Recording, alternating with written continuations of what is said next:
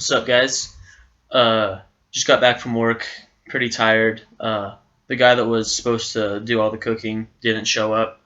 So even though I only worked a 7-hour shift, which isn't a very long shift at all, I basically had to take orders on drive-through, take orders up front, and make all the food. So yeah, I'm pretty fucking tired. But yeah, I figured that I'd go ahead and take tonight to start a series that I've been wanting to do for a long time. Basically, inspired by Sean Count Blagrath's Black Metal Essentials review series.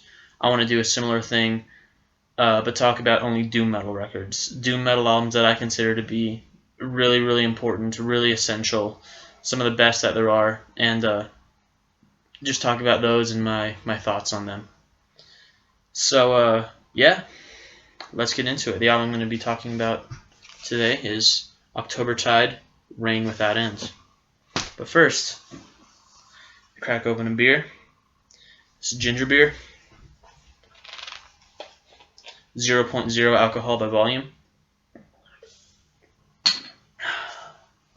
Good shit. So, this album, Octobertide, Rain Without End. This was released in 1995 on Vic Records, I believe. And the best way to describe this band is an extremely melancholic, emotional, and heavy form of death doom metal. This is by this album, at least, features two members of Catatonia, who are Fredrik Norther, I believe, Fredrik Norman, and Jonas Rensk. Jonas Rensk, of course, who plays bass in Bloodbath.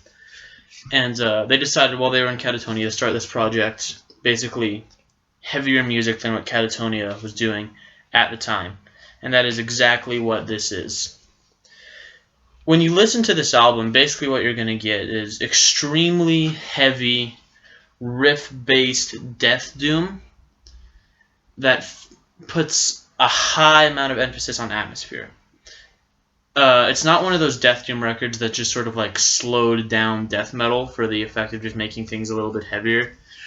It really is unique because it does have its own doomy atmosphere. It really has the atmosphere of a band like My Dying Bride or Swallow the Sun, later band Swallow the Sun. But yeah, I love the fact that on this album, Jonas Rensk and Fredrik Norman relied only on the traditional instruments that you use to make metal, with the exception of a few tracks where they use acoustic guitars, and I believe the song's Sightless has sort of like a keyboard, and All Painted Cold has some acoustic guitar work. But for the most part, this is a drums, bass, vocals, and guitar record, and that's what I love about it, is that it's so heavily focused on just riffs, writing amazing emotional riffs. They don't rely on sort of cheesy symphonics or sort of over-the-top clean vocals or sort of like choral vocals. And that's why I really can't dig bands like Draconian or even some later era stuff from My Dying Bride, even though I love My Dying Bride to death. Some of their later stuff, and especially this album Arcane Rain Fell by Draconian, it's good, but like it focuses so heavily on creating this sort of pseudo depressed atmosphere with these sort of like angelic female vocals and stuff like that. It just really comes across as false to me. However, this album comes across as very, very genuine. The riffs on here are just mammoth, really, really well produced album you're gonna get here. Guitars sound amazing. The guitar tone on this is not super crushing. It's not like a mournful congregation style of doom metal that just fuzzed out beyond all recognition. The guitar does have some distortion. It has some sort of like reverby sort of effects a little bit, but mostly it's just really, really great, really well produced, not too heavy, but extremely heavy at the same time because of what's being played. Guitar tone is amazing. And the riffs on here will just get stuck in your head. For example, like the first riff off of 12 Days of Rain, which is the first song and, in my opinion, the best song on the album. That riff just gets stuck in your head from the moment you hear it. I love it. Same thing happens on the song All Painted Cold, Losing Tomorrow. These riffs they just get stuck in your head so quickly. what's nice about this album is that even though it is riff based, there's a lot of riffs to a song. Like it's not like a single riff sort of driving doom album. It's there's a lot of moments like in the first song. There's like this sort of instrumental like guitar break where it just plays like this really beautiful clean electric guitar riff, which is just really beautiful. And yeah, there's just a lot of variation in the guitar work here, especially for a doom metal record. And I just am really loving this album every time I hear it. It's amazing. The vocals on here, like I said, they're not relying on sort of like the pseudo like choral vocals that just seem just so silly and just there to make things seem sad. The vocals are just these very crushing lows that aren't necessarily gutturals. They're getting there at some points, but they're just a very low, commanding growl. That actually reminds me a lot of the vocalist of Insomnium. It's a very similar sort of vocal style. But even though the vocals are just sort of, there's not much variation, they're just low, crushing growls throughout the whole album.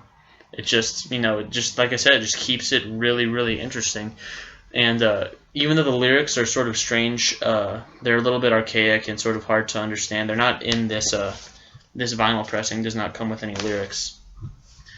But I have read them on Metal Archives, and they're sort of weird. But you can definitely tell that the vocals that he's delivering are just really emotional, and he's really passionate about what he's saying. In every line, the vocals are just really crushing and just add to this atmosphere. Bass definitely follows the guitar, just like drives things along, really heavy.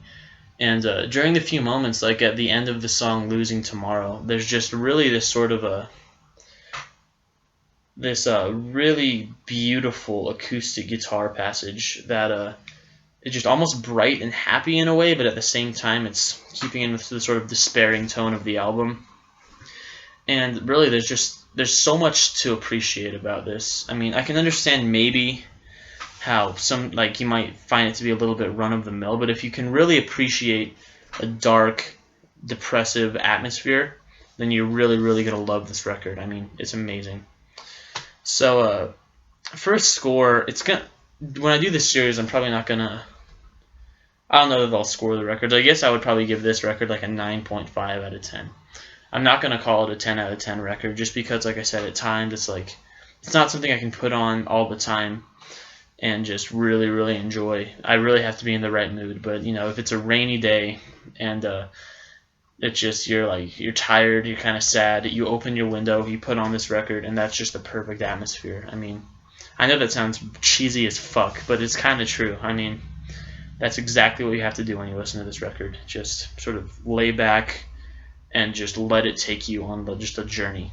And yeah, I love October Tide's Rain Without Ends. It's a 9.5 out of 10 in my opinion. I would definitely recommend picking this up. I bought mine on Hell's Headbangers. I don't believe they have any more in stock. They might. But this vinyl pressing is a 2009 on Northern Silence Productions.